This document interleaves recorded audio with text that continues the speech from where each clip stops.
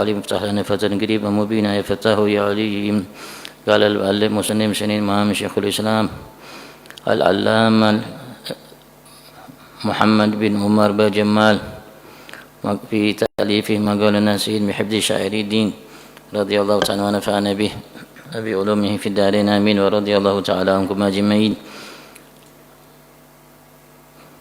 فيما يتعلق بفائدة في مراتب المكاسب الأنقال. وأما التجرد عن التكسب والتسبب لذلك على نية التفرغ للعبادة والانقطاع عن الخلائق والعلائق بالتباعد عن ذلك أهل الصفة من الصحابة وهم 70 وقيل أكثر من ذلك رضي الله عنهم. فهي أيضا طريقة الخواص من السلف ومن اكتفى آثارهم من الخلف، لكن لم يحملهم على ذلك إلا قوة اليقين ورسوخ الإيمان بالله وصحة الزهادة وجمع الهم في إخلاص العبادة. فلذلك صفت لهم خلواتهم وتزايد لهم أنوارهم وأثمر لهم دعواتهم وأذكارهم فانقطعت عن الخلق أطمعهم ولم تأنس بهم تباعهم وأنزلوا على الله حاجاتهم ورفعوا إلى الله شكاياتهم وكتموا مصائبهم وكان نظر في أجسامهم وانتظارهم في أرزاقهم وقفا على خالقهم وأرازقهم لا يشعرون نفعا ولا ضرا من غيره ولا فضلا ولا خيرا إلا من بره وخيره إلى آخر. الله أعلم. Alhamdulillah,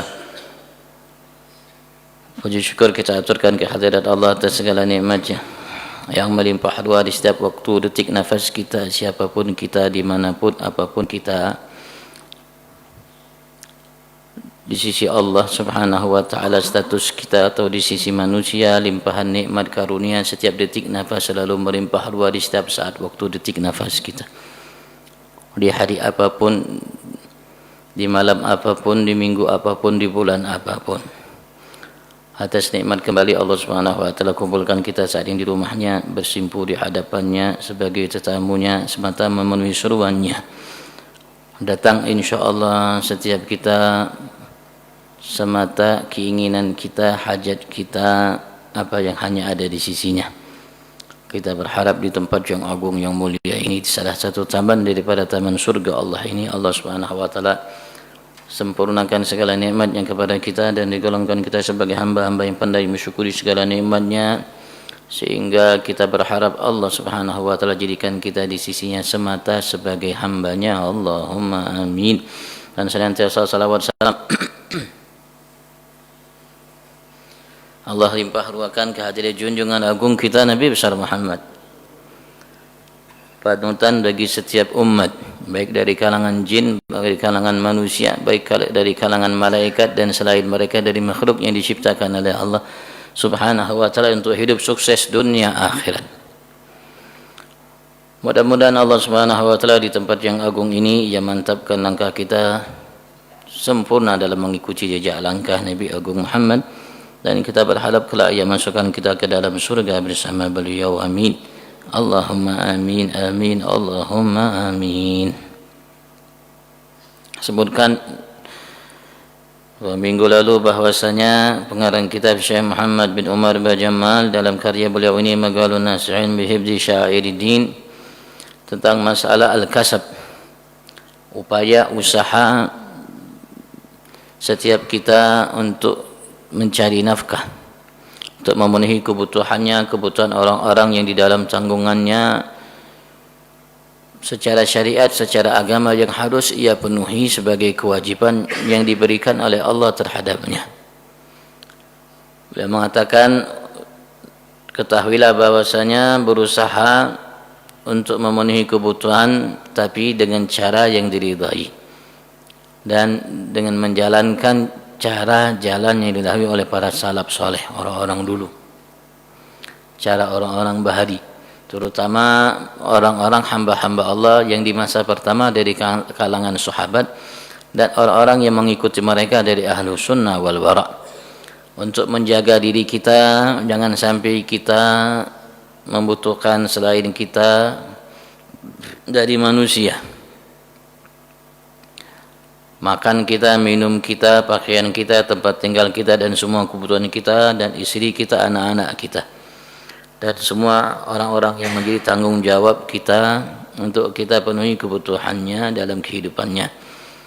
dan dalam tujuan untuk menjadikan ia apa yang kita hasilkan darinya membantu kita untuk menjalankan ketaatan kepada Allah. Cari rezeki, dagang, bisnis, apapun namanya, niatnya untuk sampai memenuhi kebutuhan kita, anak istri kita dan orang dalam tanggung jawab kita, untuk membantu kita dalam melakukan ketaatan kepada Allah dan mengosongkan waktu kita untuk beribadat kepada Allah, pikiran kita, dan menjalankan hak-hak yang ada kaitan dengan Allah Subhanahu wa taala dengan senang hati. Upaya ini dengan niat ini, dengan cara seperti ini, termasuk dari hal-hal yang mendekatkan diri kita kepada Allah, yang diridai oleh Allah, dicatat kebaikannya oleh Allah, dan ketaatan yang diberikan balasan pahala oleh Allah Subhanahu wa taala sebagaimana yang tercantum dalam berbagai macam hadis riwayat dari Nabi Agung Muhammad dan ucapan-ucapan dari kaum-kaum saleh, dorongan-dorongan, anjuran-anjuran yang banyak yang datang dari Nabi besar Muhammad dan ucapan-ucapan orang-orang saleh tentang masalah itu, sehingga ketika kita keluar dari rumah dapat pahala setiap langkah kita. Tapi kita pun harus belajar secara syariat apa yang berkaitan dengan usaha kita itu, bagaimana jual beli itu, bisnis itu halal secara syariat, boleh secara syariat, tidak dilarang secara syariat. Dan setelah itu kalau memang kita memiliki kelebihan hasil darinya yang banyak, maka kita harus belajar juga tentang kewajiban zakat. Apakah ada zakatnya dalam harta yang telah kita hasilkan dari bisnis kita? Kalau begitu zakatnya seperti apa, berapa, kepada siapa?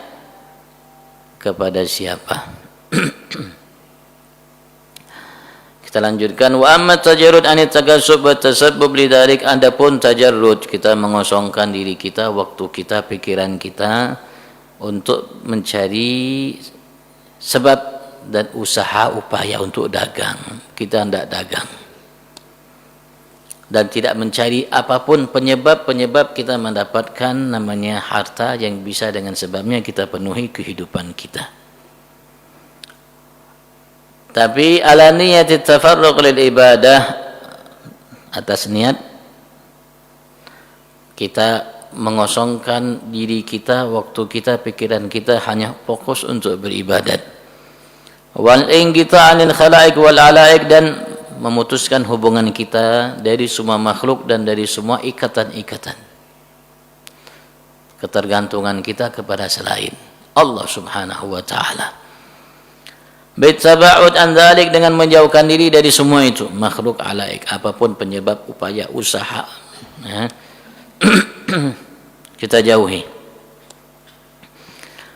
Ke ahli sufa minas sahabat, seperti ahli sufa dari kalangan sahabat. Wa hum sab'un, jumlah mereka ada 70 orang, namanya ahli sufa. Wa qila aktsar min dzalik, ada yang mengatakan lebih banyak dari itu, 70 orang radhiyallahu anhum, semoga Allah mencurahkan ridha terhadap mereka. Al-Suffa itu ya, sekali lagi orang-orang dari kalangan sahabat yang tidak punya keluarga kerabat, dia tidak punya harta sehingga mereka bisa namanya membeli atau menyewa rumah, sehingga Rasul sallallahu alaihi wasallam karena keterbatasan ekonomi yang mereka miliki, Rasulullah sallallahu alaihi wasallam berikan tempat di masjid, sehingga tidur mereka di masjid, keseharian mereka di masjid. Di dalam masjid ada tempat yang disiapkan oleh Rasulullah bagi mereka. Mereka tidak keluar ke pasar, mereka kerjanya ibadat kepada Allah Subhanahu wa taala. Fahya aidan, dan ia juga cara seperti itu, tidak berusaha, berupaya, sama sekali tidak berhubungan dengan makhluk dan apapun penyebab ia mendapatkan rizki, nafkah. Tariqatul khawas minas salaf, ia juga merupakan jalan al-khawas, orang-orang khusus minas salaf, dari kaum salaf, bukan awam, khusus. Wa man iktafa atharuhum minal khalaf, dan orang-orang yang mengikuti jejak langkah mereka dari kaum khalaf, dari masa kalangan sahabat, tabi'in, tabi'in dan lainnya dan seterusnya. Lakin akan tetapi, ini perlu diperhatikan poinnya. Tidak jadi masalah kita tidak namanya mencari nafkah, andaikan itu untuk diri kita sendiri. Tapi kalau kita punya tanggung jawab anak istri kita, maka kita wajib untuk memenuhi nafkah kebutuhan mereka. Harus cari, harus kerja, harus dagang, harus upaya, harus bisnis. Jadi kalau untuk kita sendiri, seperti Abu Hurairah, beliau min ahli suffah, termasuk sahabat yang 70 orang itu.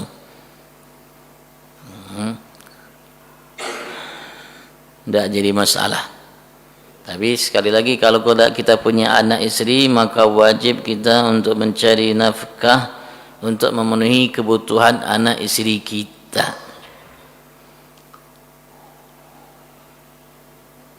Kalau untuk kita sendiri tidak jadi masalah, untuk kita tidak mencari nafkah, bergantung kepada Allah Subhanahu wa taala semata.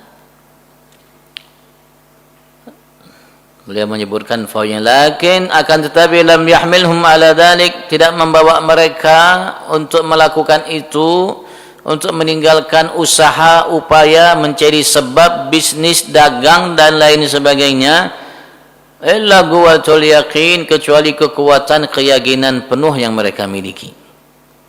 Karena kuatnya keyakinan mereka kepada Allah Subhanahu wa taala, Sang Maha Pemberi rizki, dengan sebab atau tanpa sebab.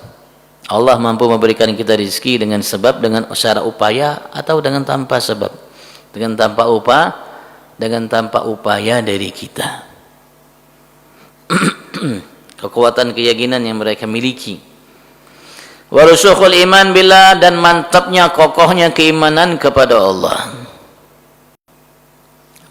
Kepada Allah Subhanahu wa taala, percaya atas apa yang dijanjikan oleh Allah dengan percaya yang penuh, yang kokoh, yang kuat, bahwasanya rezeki itu di tangan Allah, bukan di tangan bisnis, bukan di tangan usaha, bukan di tangan dagang, bukan di tangan apapun namanya, di tangan Allah Subhanahu wa taala. Apa yang telah ditetapkan oleh Allah sebelum kita lahir, pasti kita akan dapatkan bagaimanapun caranya.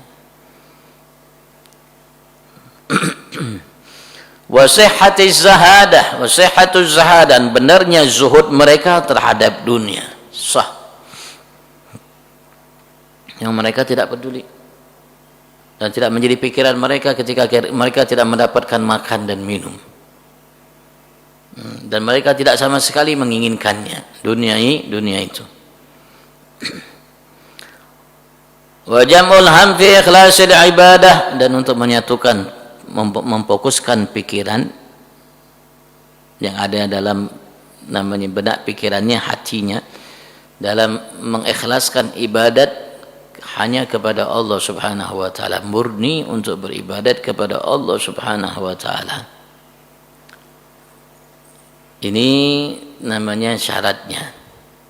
Ini penyebab mereka, orang-orang dulu ahlus suffah dari kalangan sahabat dan orang-orang yang mengikuti jejak langkahnya melakukan hal itu.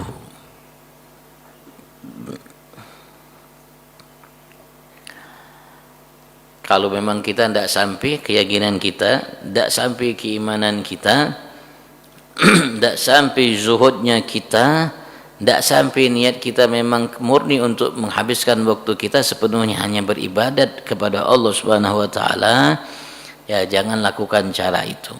Ya, sesuai dengan kondisi keadaan kita. Jangan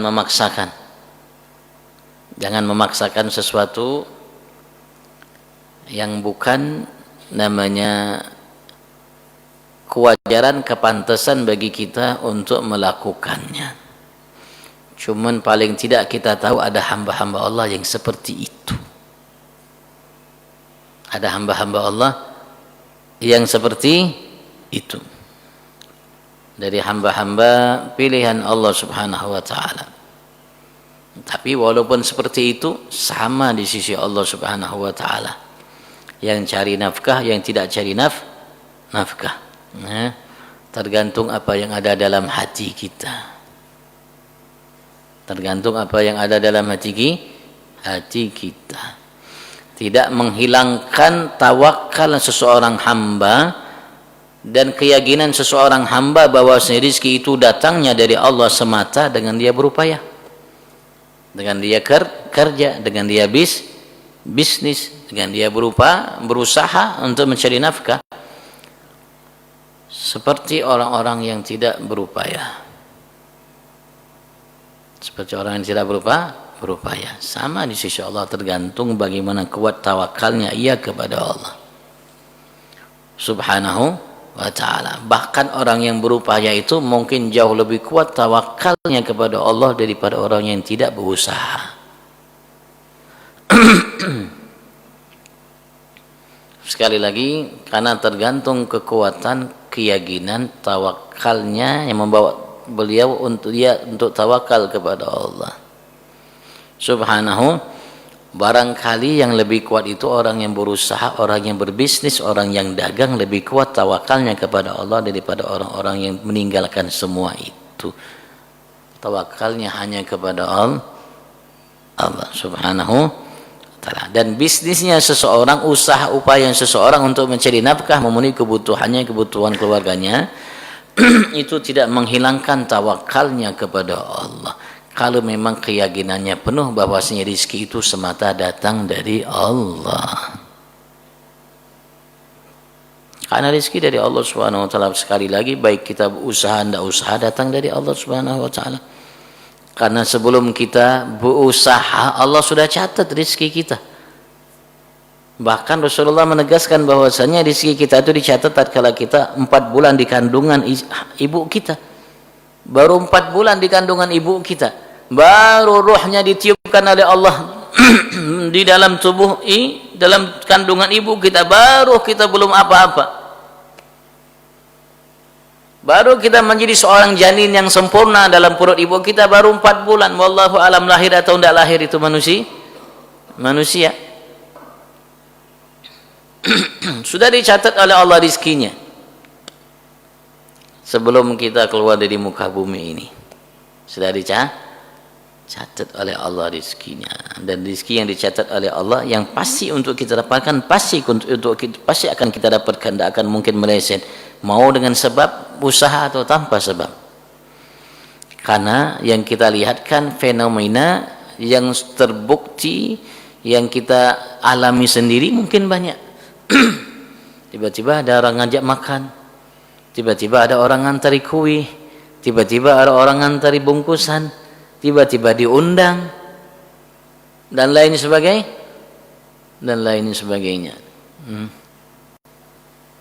Dan semua itu sudah dicatat oleh Allah.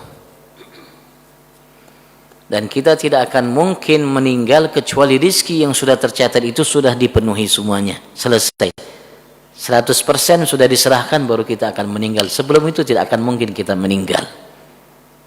Karena rizki bagaikan bayangan. Rizki yang Allah catat bagi kita bagaikan bayangan kita. Dimanapun kita, bayangan kita berada. Siang malamnya ada bayangan kita. Bayangan kita ini selalu menuntut kita, selalu bersama kita. Begitu juga rizki yang ditetapkan oleh Allah seperti bayangan. Dimanapun kita, dia akan dan kita akan dapatkan sesuai dengan yang dicatat oleh Allah.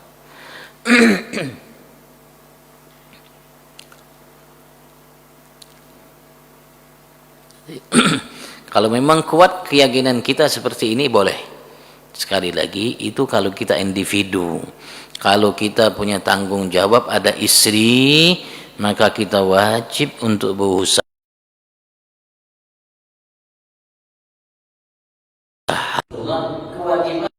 5 waktu. mencari rizki yang halal. Faridatun ba'dal faridah, kata Rasulullah, kewajiban setelah kewajiban 5 waktu mencari rezeki untuk memenuhi kebutuhan kita. Kalau memang kita tidak hirau, ini ada istrimu harus kau penuhi kebutuhannya, ini anakmu harus kau penuhi kebutuhan, kau harus cari.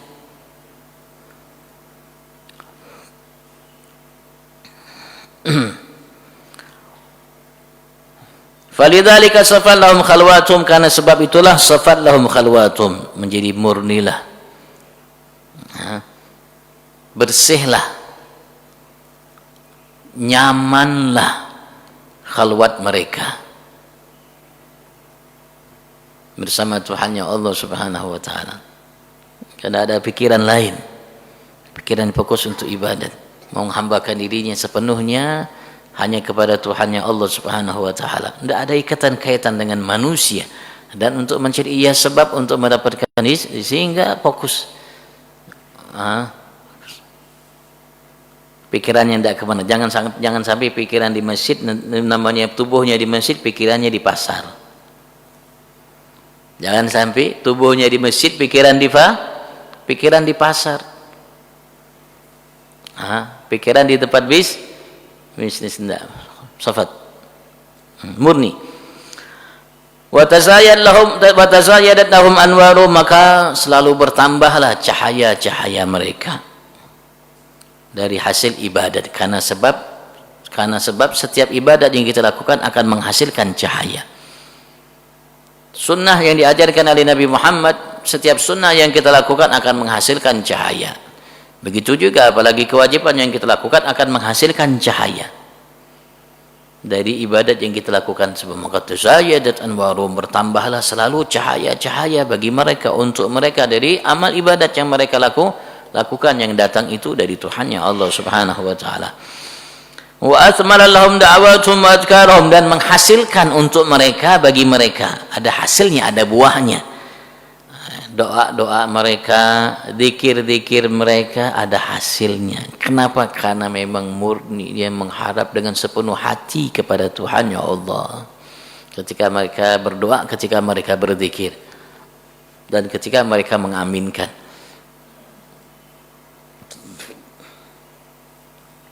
Karena harapan mereka penuh kepada Allah, sehingga ketika berdoa aminnya itu dengan sepenuh hati. Bukan aminnya lisan amin, tapi hatinya, pikirannya tidak amin. Ketika amin itu sepenuh hati.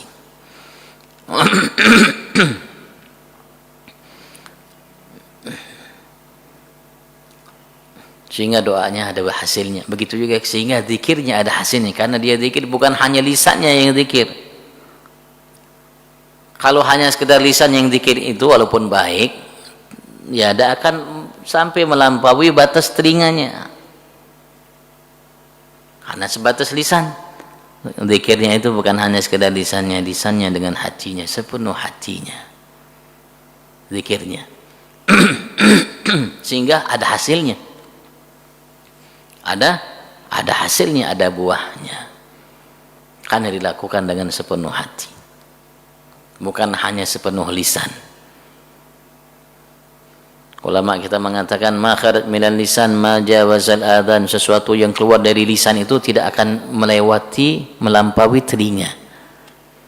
Bahasa kita masuk ke telinga kanan langsung keluar ke telinga kiri, tidak mampir ke hati. Kenapa? Karena hanya sekedar dari lisan, walaupun baik, karena kita telah menggunakan salah satu nikmat Allah untuk mengingat Allah Subhanahu wa ta'ala, tapi hasilnya tidak memuaskan, tidak sempurna. Kenapa? Karena hanya dengan lisan, tidak sampai ke hati. Dan yang Allah nilai bagi kita itu yang paling utama adalah hati. Innamal a'malu binniyat wa innamal likulli imri'in ma nawa. Sesungguhnya amal-amal itu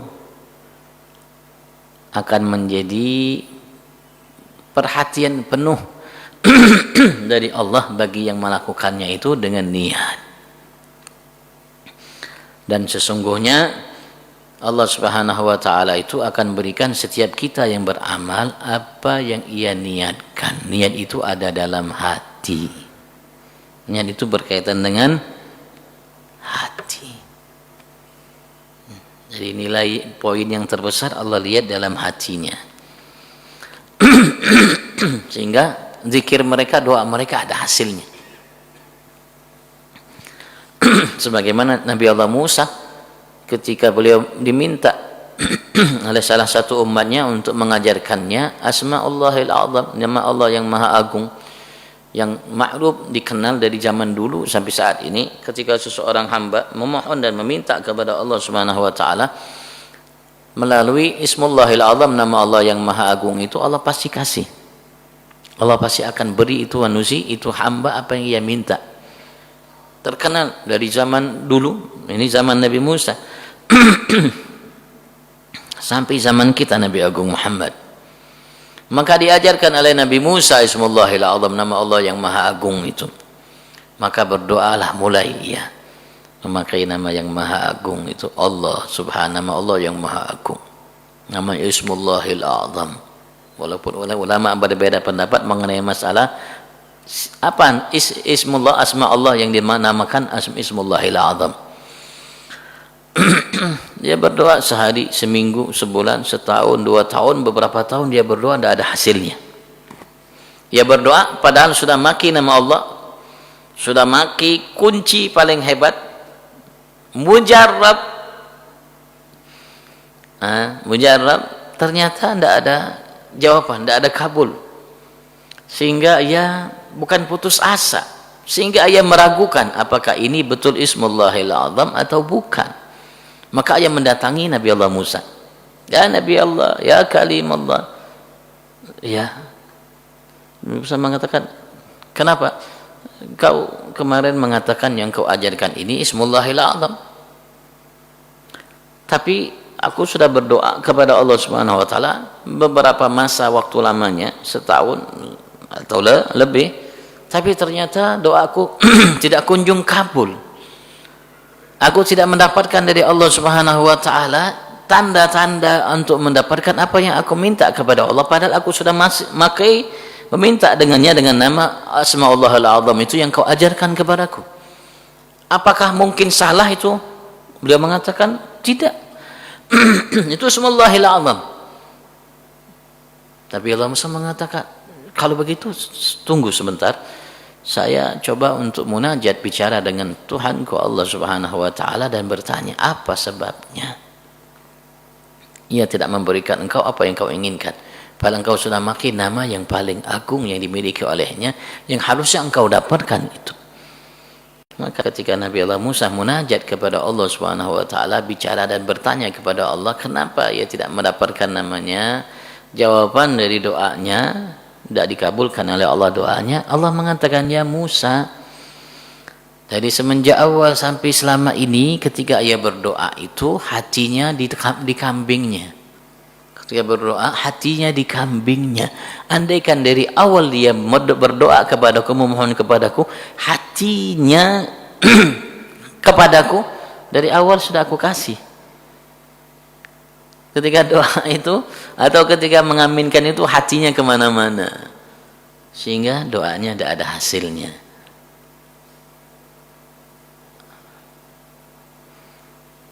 Begitu juga mereka, doa mereka, zikir mereka itu ada hasilnya, ada buahnya. Kenapa? Karena mereka dengan sepenuh hati, bukan hanya lisan yang berdoa, bukan hanya lisan yang berzikir, tapi lisan, hati dan sepenuh jiwa. Bukan hanya namanya lisan yang mengaminkan. Alhamdulillah bang, kita sholat subuh. Dari 4 ulama madhab yang ada, 3 ulama madhab yang menyatakan bahwasanya hadis ini benar, dan mereka mengambil hadis ini, semua mereka berbeda pendapat. Apakah doa gunut ini dibaca di subuh, sholat subuh, atau di sholat witir? Kalau Imam Syafi'i, Imam Malik berfatwa itu di sholat subuh. Kalau witir itu di pertengahan bulan suci Ramadan. Itu baru sunnah, namanya sunnah untuk baca gunut subuh. Allahumma hadina gunut subuh itu di sholat witir di pertengahan Ramadan yang kedua mulai malam 16. Tapi yang disunnahkan setiap malam itu setiap subuh. untuk baca doa kunut. Kalau Imam Abu Hanifah beliau berpendapat bahwasanya witir namanya kunut itu di salat witir setiap malam. Setiap malam kalau kita salat witir boleh kita baca doa kunut, Allahumma hdini fiman hadait, atau kalimatnya Allahumma hdina fiman hadait. Dalam salat witir setiap malam, bukan di salat subuh. Dan dalam doa kunut itu walaupun doanya simple sedikit, tapi ia mencakup semua kebahagiaan yang Allah siapkan dalam Al-Quran. Semua kebahagiaan, kesuksesan yang Allah siapkan dalam Al-Quran bagi seorang hamba Allah itu Rasulullah singkat dengan kalimat kunut itu, yang beliau ajarkan kepada menantunya, yang dari menantu itu anak cucunya sampai hari kiamat. Ada yang mengatakan ia ajarkan kepada cucunya Sayyidina Hasan bin Ali bin Abi Thalib. Itu doa kunut Rasulullah ajarkan kepada orang yang dicintainya. Doa kunut, walaupun namanya doa itu beliau ajarkan kepada beliau Sayyidina Ali atau Sayyidina Hasan, tapi doa itu juga alhamdulillah sampai kepada kita umat. Dan kita harus belajar kalau mengaminkan doa itu dengan sepenuh hati, jangan hanya lisan. Kalau umat Nabi Musa ini sudah pakai Ismullahul A'zam, dia namanya berdoa mengaminkan dengan lisan dan Allah kabulkan, apalagi kita ada yang pakai Ismullahil A'zam. Kita sudah ada pakai Ismullahil A'zam, berdoa mengaminkan dengan lisan aja ya ada kabul-kabul. Jangan salahkan Allah tidak kabul, ya salahkan kita, karena kita minta itu tidak serius, tidak fokus. Kita minta hati kemana-mana, amin, tapi hati kemana-mana. Nah itu, karena sebab itu doa kita tidak menghasilkan apa-apa, tidak ada hasilnya, tidak ada buah yang bisa kita petik dari doa kita. Begitu juga amalan kita harus dengan hati, dengan sepenuh hati. Kita sholat itu bukan Allah, hanya Allahu Akbar, Assalamualaikum warahmatullahi wabarakatuh.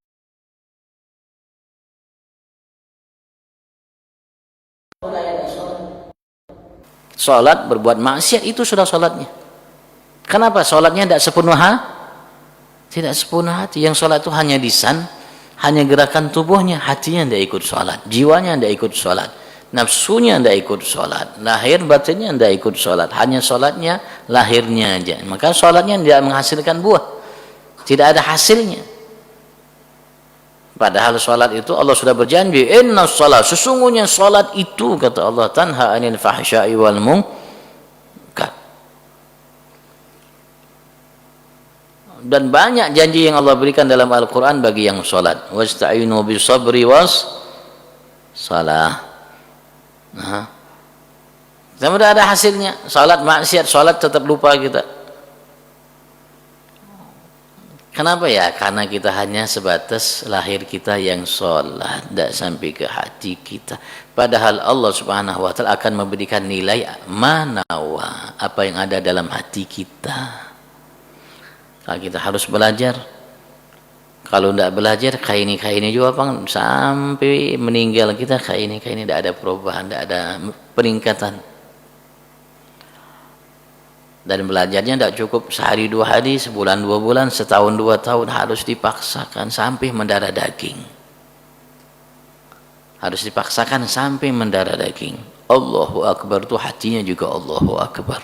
Dan dia memohon kepada Allah agar bukan hanya sekedar lisan sama hatinya, sekujur tubuhnya, jiwanya, nyawanya, nafsunya Allahu Akbar.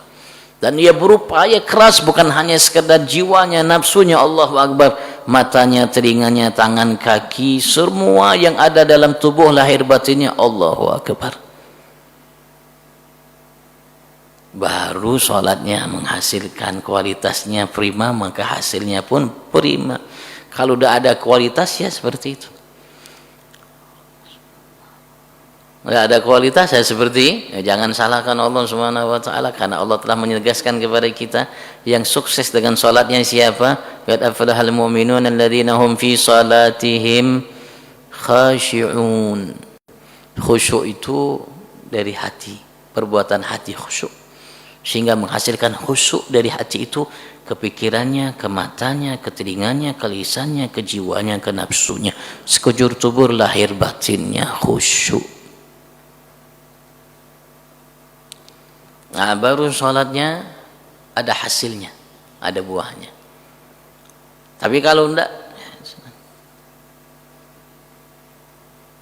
yang kita dapatkan dari Allah balasan yang kita lakukan. Nah, kalau ala kadarnya, ya kita dapat ala kadarnya. Tidak mungkin kita melakukan sesuatu ala kadarnya kita dapat hebat, masya Allah. Tidak. Makanya semua kita sholat, semua kita berzikir, semua kita mengaminkan atau berdoa, tapi yang kita dapatkan tidak sama. Tidak sama. Ya tergantung kita.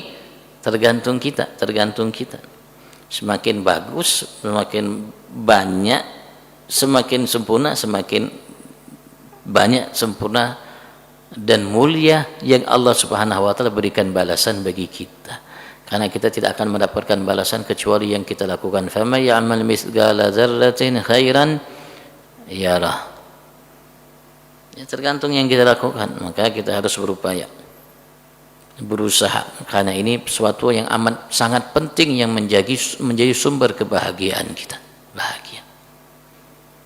Karena manusia dengan hartanya ingin apa? Bahagia. Manusia dengan kedudukan, jabatan, kekuasaan yang ia miliki untuk apa? Bahagia. Manusia dengan status sosial titel yang ia cari, yang ia gapai, sampai profesor atau di atasnya, apa yang cari? Bahagia. Ya percuma ada harta tidak bahagia, percuma ada kedudukan, kekuasaan tidak bahagia, percuma ada status sosial tapi tidak bahagia. Bagus yang tidak memiliki harta, jabatan, kekuasaan, status sosial, tapi ia bahagia. Sampai ada seseorang raja melihat seseorang pengemis, bukan pengemis, pengembara. Kalau bahasa Arabnya itu seperti darwish, yang tidak punya rumah, yang tidak punya kerabat, yang tidak punya anak, yang tidak punya istri, sendirian, sebatang kara hidupnya. Pakaiannya, kebutuhannya itu ditaruh di kain yang selalu dibawanya kemanapun ia berada. Ada seseorang raja yang memiliki kerajaan dengan segala fasilitasnya, yang hidupnya tidak bahagia.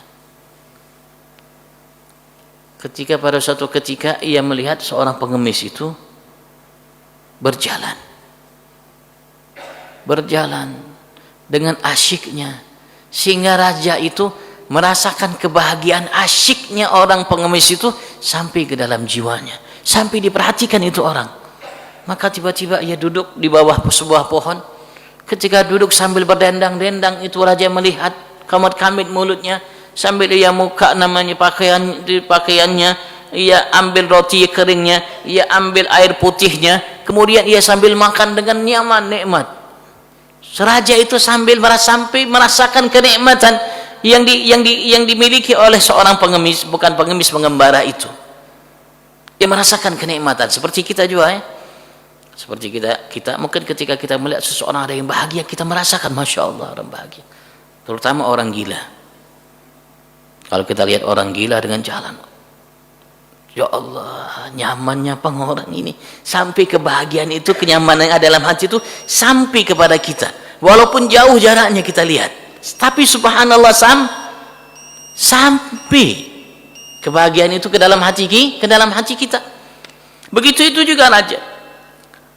Maka dia penasaran, dia suruh salah satu namanya prajuritnya, tentaranya, orang bawahannya, untuk manggil itu pengemis masuk ke dalam kerajaannya. Setelah masuk, ia melihat, dia bertanya kepada pengemis itu, apa yang tadi kau dendangkan? Ma'un wa hubdun wa dhillun hadha an-na'imul ajallu jahadtu ni'mat rabbi in kuntu anni mugillu. Beliau mengatakan, aku tadi berdendang mengatakan air putih, roti karing,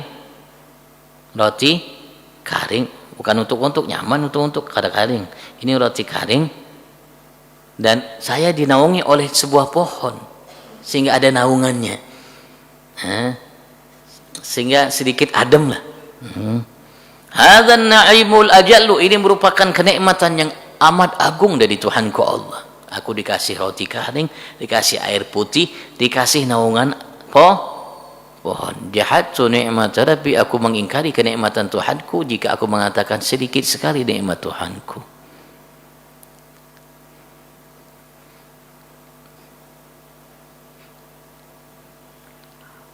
Sampai ia bertanya kepada raja, ya hai raja, bagaimana sekiranya seandainya di muka bumi ini tidak ada air,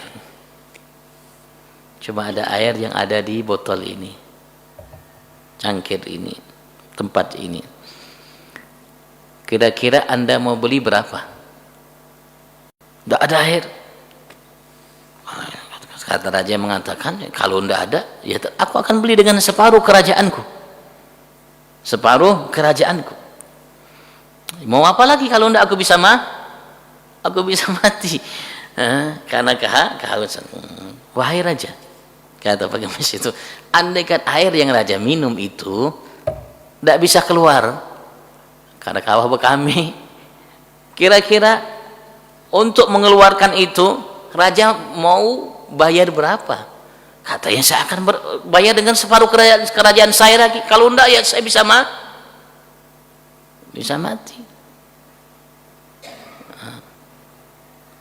Maka itu bagus mengatakan, alangkah sedikitnya nikmat yang Allah berikan kepada Anda. Lebih mahal segelas air daripada nikmat yang Allah berikan kepada Anda dari kerajaan yang Anda miliki dan semua harta yang Anda punya. Ternyata seteguk air itu lebih mahal nilainya dari kerajaan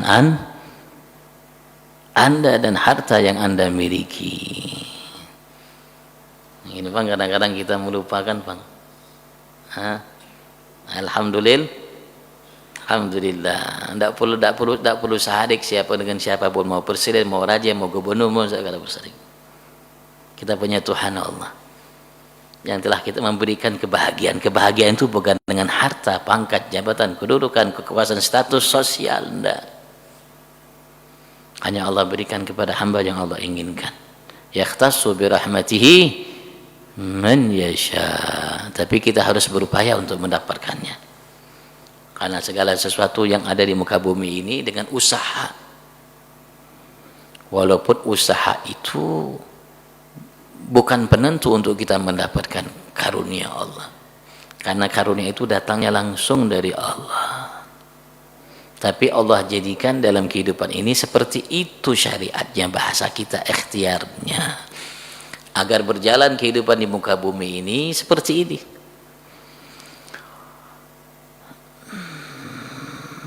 Wallahu a'lam. Kalau yang ditanyakan, fadhal.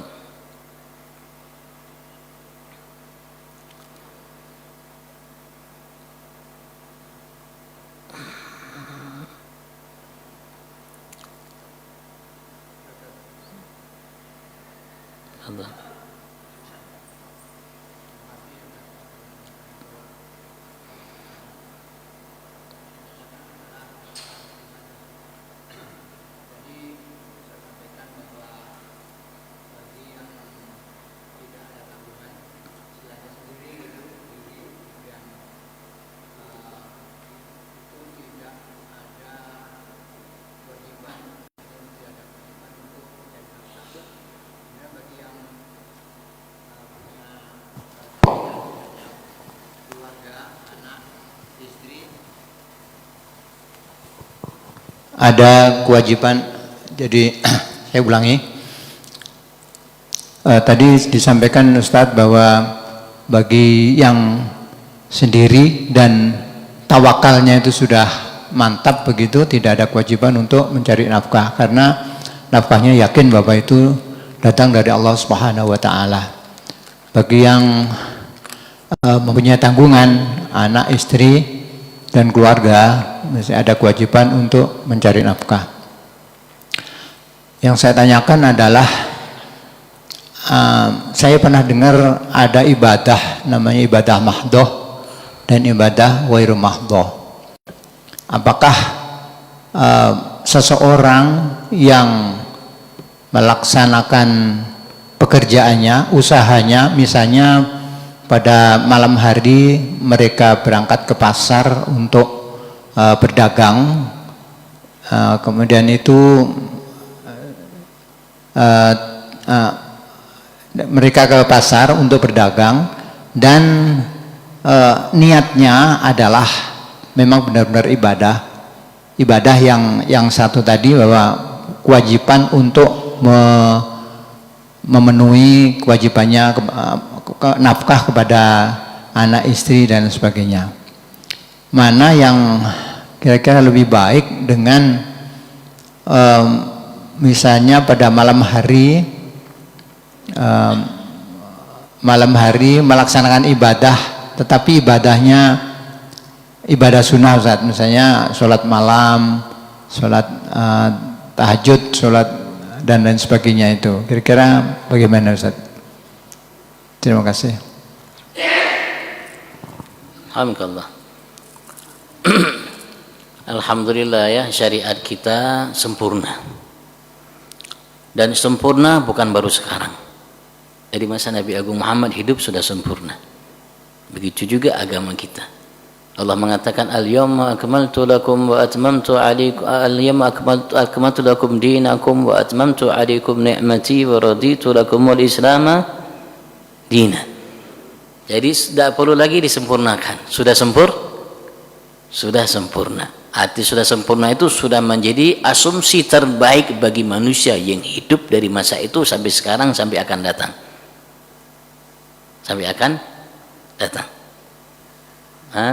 Tinggal kita jeli dalam memahaminya, itu aja. Tinggal kita aja jeli dalam memahaminya. Tadi ya, kalau dibandingkan dengan sholat malam, begitu juga apapun sholatnya, tahajud, sholat malam, apapun namanya, ya mencari nafkah untuk tujuan memenuhi kebutuhan dirinya, anak istrinya jauh lebih mulia daripada sholat malam, daripada ibadah mahdhah tadi. Kenapa? Karena tadi Rasulullah mengatakan kewajiban setelah kewajiban 5 waktu cari rizki yang halal. Artinya hukumnya wajib. Wajib secara syariat. Tapi ya dengan tujuan yang baik, maka ia akan bernilai tinggi, bernilai ibadat, bernilai ketaatan kepada Allah Subhanahu wa taala. Jadi jalannya ia dari rumah itu ibadat, sabilillah. Fisabilillah. Kita pergi ke pasar pagi, mau pasar ijabah, mau pasar apapun namanya, atau ke mall atau ke kantor, itu niatnya mencari nafkah untuk memenuhi kebutuhan kita, anak istri, keluarga itu ibadat. Ibadat. Dengan niat-niat yang baik, maka ia akan menjadi tambah baik. Tambah baik. Ada orang-orang tertentu yang memang dia tidak bisa berusaha, tidak bisa bisnis misalnya, tidak bisa. Dan seperti itulah namanya syariat kita. Kenapa diperintahkan untuk berzakat? Untuk memenuhi kebutuhan, biar bisa hidup. Di antara namanya zakat yang ada itu diarahkan kepada orang-orang yang tidak bisa berusaha. Kalau orang yang bisa mampu berusaha dari fakir miskin, dikasihkan namanya modal usaha.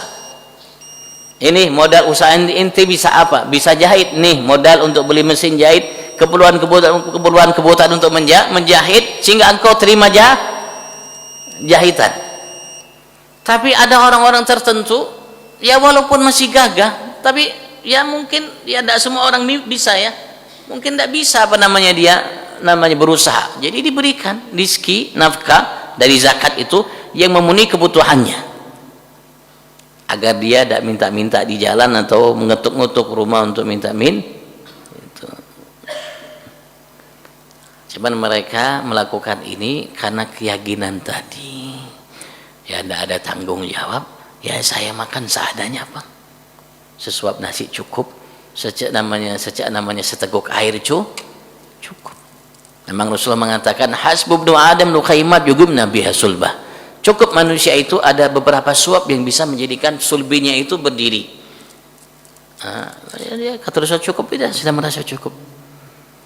Dan dia yakin bahwa rezeki yang Allah tetapkan baginya pasti akan dia dapatkan.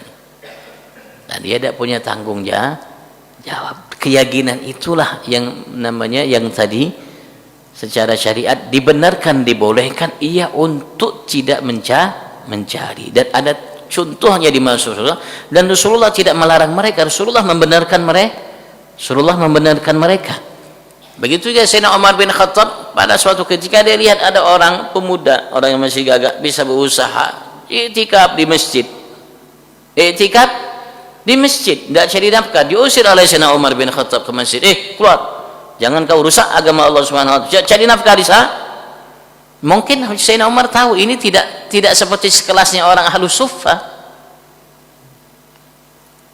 Jadi nanti di masjid, tapi dia noleh-noleh mengharap dari orang lain. Tapi kalau ini memang harapannya penuh kepada Allah Subhanahu wa taala. Jadi ya mungkin tidak bisa disamakan ya, tidak bisa disamakan. Ya kalau mau belajar seperti itu ya kita dikit-dikit begamat. Kalau memang sudah sampai penuh keyakinan kita, tawakal kita, baru sudah tinggalkan. Apalagi sudah mungkin kita punya anak, kita punya istri, tapi tidak ada tanggungan lagi, sudah penuh, cukup bagi mereka, cukup sudah bagi mereka. Alhamdulillah, kita fokus untuk ibadat kepada Allah Subhanahu taala. Tapi selagi mereka membutuhkan, wajib untuk kita mencari nafkah untuk memenuhi kebutuhan mereka. Dosa kalau kita tidak cari nafkah. Karena walaupun andaikan kita yakin tapi mereka yakin tidak, andaikan kita bertawakal tapi mereka bisa bertawakal tidak bisa kita samakan. Allah a'lam. Mudah-mudahan yang bersedekah, berdonasi, memakmurkan masjid Jami' Ar-Raudhah diberikan oleh Allah sehat afiat lahir batin, sempurnakan Islamnya, imannya, dimudahkan langkahnya untuk menjadi hamba yang bertakwa dan bertawakal hanya untuknya, baginya, terhadapnya. Mudah Allah luaskan rezeki kita insyaallah, rezeki lahir, rezeki batin, dan mudah Allah jadikan kita hamba yang sukses, bahagia dunia akhirat. Wa ila hadratin Nabi Muhammad sallallahu alaihi wasallam. Fatihah.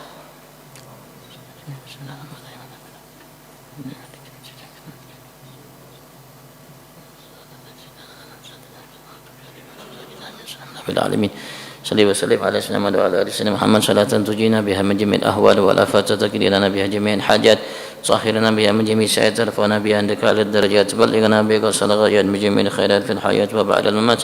اللهم اهدنا فيمن هديت، وعافنا فيمن عافيت، ولنا فيمن توليت، وبارك لنا فيما اعطيت، وقنا شر ما قضيت. ربنا اتنا في الدنيا حسنه وفي الاخره حسنه وقنا عذاب النار. ربي اغفر وارحم وانت خير الراحمين. وصلى الله على سيدنا النبي الامي واله وصحبه وسلم. سبحان ربك رب العزه عما يصفون، سلام على المرسلين، الحمد لله رب العالمين. العفو منكم. السلام عليكم ورحمه الله تعالى وبركاته. تقبل الله منكم. Nanti habis salaman antum jangan keluar ya.